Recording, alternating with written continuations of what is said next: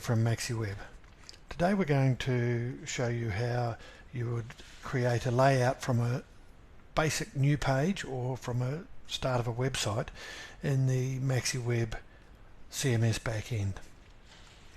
First of all, you need to log into the website, and to do so just scroll to the bottom of the page, and in the right hand corner you'll always find the login link. Click the login link and it will take you to the sign-in page. Using the username and the password that was given to you when the website was first launched for you, click the login button.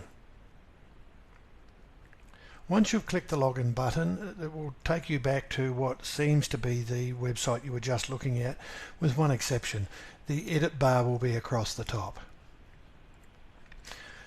Move the site to edit mode by clicking the little pencil in the top left hand corner, and the background of that block will turn green when it is in edit mode.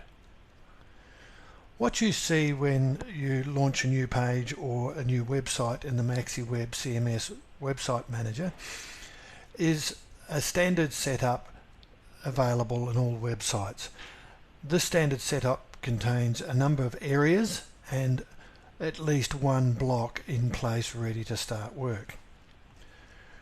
The areas are the global areas at the top, usually named site title, which is where most people put their logo. The header navigation, which you can put your navigation bar or your menus in there, and a search area. Now, you don't need to put those particular items in those particular blocks, but they're named to give you a bit of a hint start. There's an empty site-wide footer for site title area.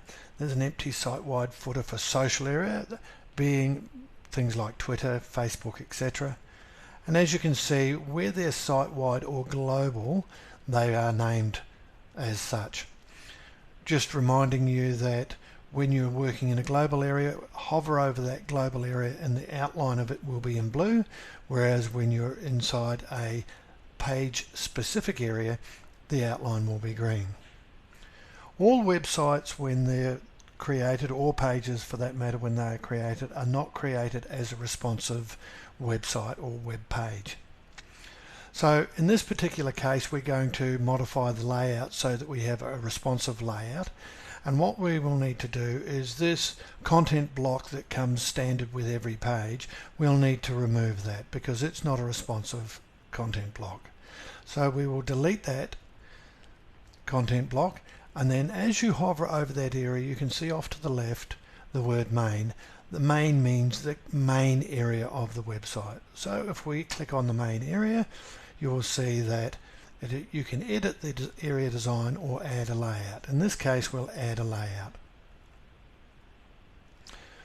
You'll notice up the top we have two options. We have a freeform layout, or we have a Twitter Bootstrap layout. Twitter Bootstrap enables it to be a responsive website. And what we mean by a responsive website is that as it collapses, it will adjust the content of each block to fit on the screen. And this is ideal when you're using it in such places as mobile devices like mobile phones or iPads or tablets, etc. The content will manage itself to fit on the page, including any images that you have. So in this particular page, we're going to want two pieces to the layout. We'll want a right-hand column and we'll want a main body area. So that's very simple. We just click on the two to make it two columns, and we don't want them equidistant apart. We want one a little bit narrow on the right-hand side, so we grab the little square above that block, move it across, and then adjust the main area across to match. And that's how easy it is to create a layout. So all we will do now is add the layout. And there it is. We've got empty column area 1, empty column area 2. And that's how simple it is to create a layout. And you can create a layout in any of those areas. That's all it is for now. Trust you understood and took something from that video. And we look forward to meeting you again in other video tutorials that are listed on our website. As always, don't forget to log out when you've finished and return to the World Wide